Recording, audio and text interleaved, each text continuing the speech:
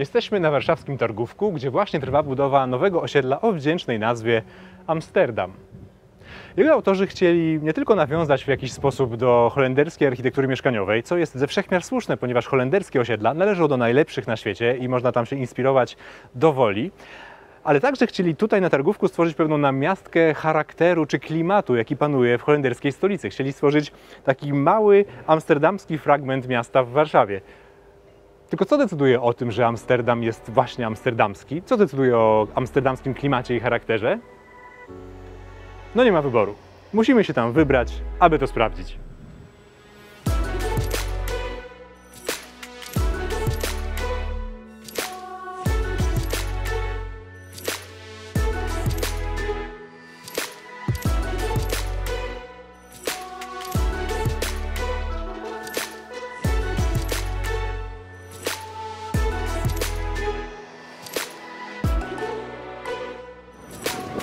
Naszą wycieczkę po Amsterdamie zaczynamy w sercu miasta, na placu Dam. Jak sama nazwa wskazuje, Dam znaczy tama. Dokładnie tutaj, w XII wieku, rybacy, którzy mieszkali w okolicach rzeki Amstel, zbudowali na tej rzece most i tamę. Ta rzeka płynęła stamtąd tam było jej ujście i to ujście stało się naturalnym portem i w tym miejscu załadowywano i rozładowywano statki. No i już w XII wieku położono w ten sposób podwaliny pod przyszłą morską handlową potęgę, jaką stał się Amsterdam w wieku XVI i XVII. I skąd się wzięła nazwa miasta?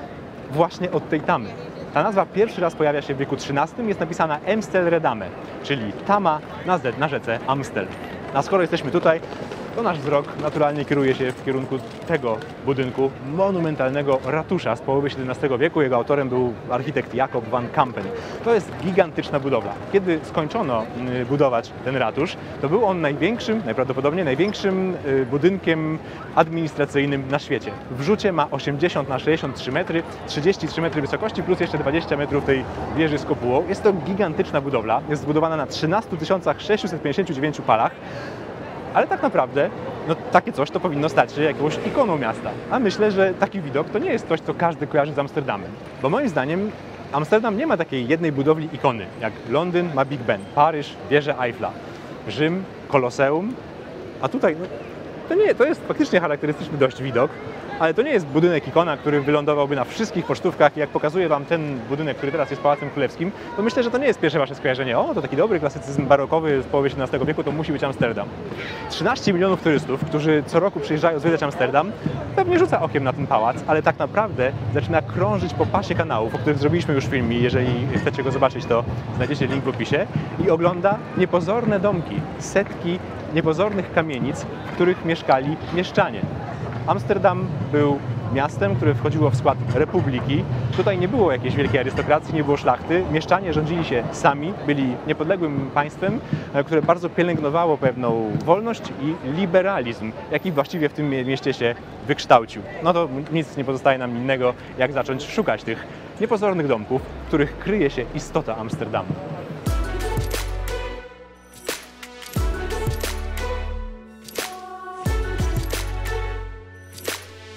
Typowy amsterdamski dom stoi nad kanałem, jest zbudowany z cegły, wąski i wysoki. Bardzo często ma wielkie okna w kontrastowych ramach, najczęściej po 3 na każdym piętrze. Fasadę wieńczy ozdobny szczyt i tam na górze pojawiają się charakterystyczne wsporniki z hakami. One są niezastąpione w czasie przeprowadzek, bo po wąziutkich i stromych klatkach schodowych, które są w głębi budynków, nie daje się wnieść mebli. I chociaż taki opis pasuje do setek ciasno poustawianych kamieniczek, to myliłby się ten, który uznałby, że są one takie same. Wręcz przeciwnie, im bliżej zaczniemy się przyglądać poszczególnym domom, tym więcej dostrzegamy różnic. Mają różne kształty okien, różnie rozmieszczone wejścia, odcień cegły może być jaśniejszy lub wręcz czarny. Do tego dochodzą ozdobne detale z XVII czy XVIII wieku, barokowe, rokokowe, klasycystyczne. Chodząc kilometrami amsterdamskich kanałów, co chwilę natykamy się na coś nowego, różnorodnego, zaskakującego. A jednak dzięki podobnej wielkości tych budynków, które mają raptem kilka metrów szerokości i ich zgranej kolorystyce, czujemy, że jesteśmy w mieście uporządkowanym i schludnym. Ale czy wszystkie kamieniczki wzdłuż amsterdamskich kanałów są barokowe, rokokowe albo klasycystyczne i pochodzą z XVII czy XVIII wieku? Oczywiście nie. To jest żywe miasto i tutaj także pojawiają się budynki nowsze. Jednak czy można zbudować typową amsterdamską kamieniczkę w późnym modernizmie albo w stylu brutalistycznym? No nie jest to łatwe zadanie, ale są budynki, które pokazują, że można się go podjąć i że to się może udać. Na przykład ten. On został zbudowany w roku 1970 i jest dokładnie taki, jak wyglądała architektura właśnie wtedy. To jest późny modernizm, czy wręcz brutalizm. Ale jeżeli zaczniemy przyglądać się mu bliżej, to okaże się, że on ma bardzo wiele cech wspólnych ze wszystkimi budynkami, które stoją tutaj dookoła i które mają po 200, 300 czy 400 lat. Na przykład ma 3 rzędy, czy 3 takie słupy okien, 3 osie okienne. Ta środkowa jest trochę inna. W środku są bardzo wąskie schody. Na górze jest taki wspornik, taki wysięgnik do dźwigu, dlatego że on nie jest drewniany jak w innych domach, tylko żelbetowy. I tutaj został wykorzystany ten nowoczesny materiał, żelbet, ale zgodnie z logiką i takim systemie konstrukcyjnym, jak to kiedyś było robione w cegle. Jest konstrukcja szkieletowa, fasada jest płaska. To, co czyni ten budynek jeszcze moim zdaniem zabawniejszym, to, że to jest z prefabrykatów. A zatem to jest typowa amsterdamska kamieniczka z wielkiej płyty. Udało się zbudować budynek, który się świetnie wpisuje w kontekst, bo myśmy go mijali wiele razy i nie zauważyliśmy, że on jakoś znacznie różni się od tych budynków, które tutaj stoją od dawna, a ten jest to brutalistyczny. Le Corbusier chyba byłby dumny.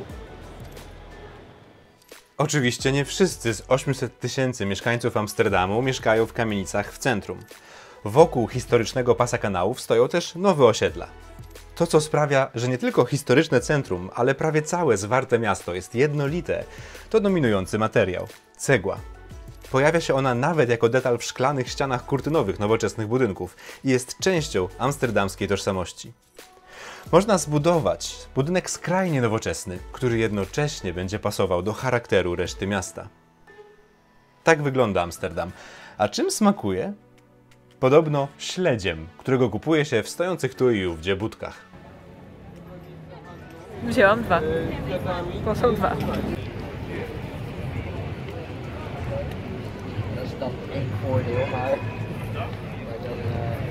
Smakuje jak śledź.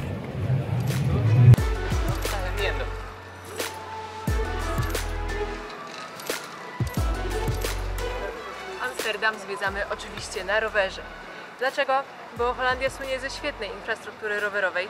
Czasami wręcz ścieżki rowerowe są tutaj prowadzone kosztem chodników, kosztem pieszych, więc dużo łatwiej jest tutaj być rowerzystą niż być pieszym i dużo łatwiej jest jechać rowerem niż jechać samochodem. Dlatego ruszamy.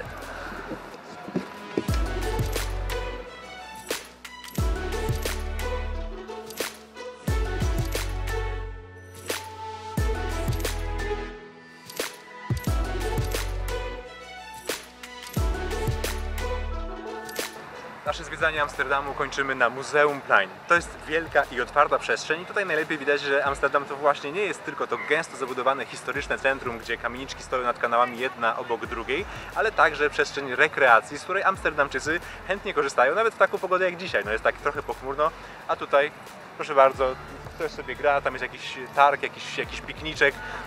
Po prostu przychodzą tutaj i cieszą się tą wolnością amsterdamską, którą czasem też czuć w powietrzu, szczególnie koło takich sklepów z kawą, if you know what I mean.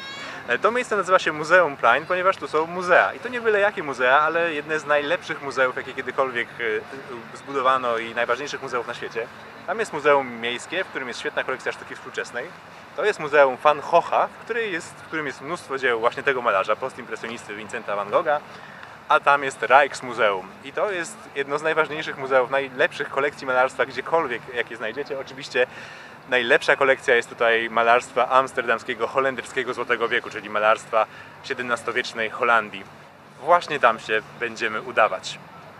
Ale zanim wejdziemy do muzeum, zwróćmy uwagę na to, jak został zaprojektowany ten plac, bo jest on bardzo fajny i warto się tutaj trochę rozejrzeć. No więc tutaj projektanci zastosowali tak naprawdę tylko 3 chwyty. Pierwszy z nich to posadzka, która jest bardzo zróżnicowana. Tutaj stoimy na trawie, zaraz obok mamy brukowany chodnik, a dalej jest jeszcze posadzka żwirowa. Drugim elementem są drzewa, które posadzone w rzędach tworzą takie zielone parawany, które mogą dzielić tą przestrzeń, ale jednocześnie pozwalają na takie ażurowe przenikanie się tych różnych części tego placu.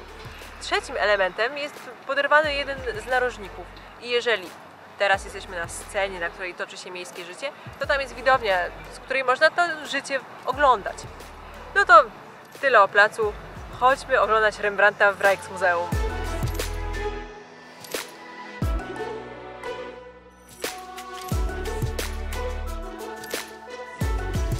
Najważniejsze obrazy Rembrandta wiszą w galerii honorowej. Syndycy cechu sukienników spoglądają na nas z góry, jakbyśmy właśnie weszli do ich pokoju i przerwali im jakąś ważną rozmowę. Na żydowskiej narzeczonej widać późną technikę mistrza.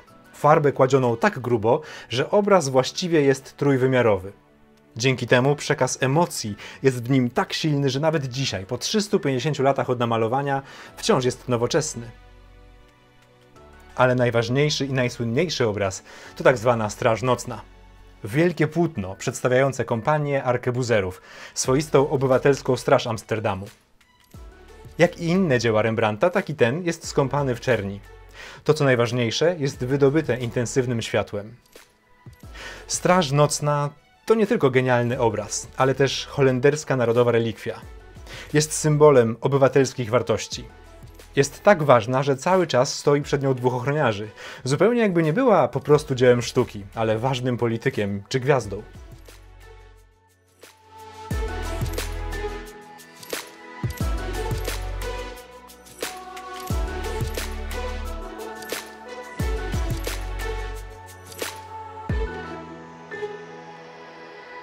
Amsterdam to jedno z tych miast, w których nie sposób się nie zakochać. I to nie tylko ze względu na to, jak to miasto wygląda, ale właśnie ze względu na atmosferę, która w nim panuje. Na ten charakter i klimat miasta składają się i budynki, które stoją nad malowniczymi kanałami, i nowoczesna architektura, i urbanistyka, która pamięta najdawniejsze czasy, i zupełnie współczesne rozwiązania urbanistyczne. Jak do tego miksu dodamy jeszcze najlepsze dzieła świata w najbardziej prestiżowych muzeach, to mamy mieszankę wybuchową. Charakter, klimat i czar miasta, które nabudowywały się przez setki lat i którym nie sposób się oprzeć. Czy choć trochę z tego uroku i czaru uda się odtworzyć tutaj, na warszawskim targówku? No zobaczymy, kiedy osiedle będzie gotowe. Dziękuję za obejrzenie tego odcinka. Kliknij poniżej, aby zobaczyć więcej filmów o Amsterdamie, w tym o nowoczesnych amsterdamskich osiedlach, i kliknij tutaj, aby subskrybować ten kanał. Dziękuję, do zobaczenia.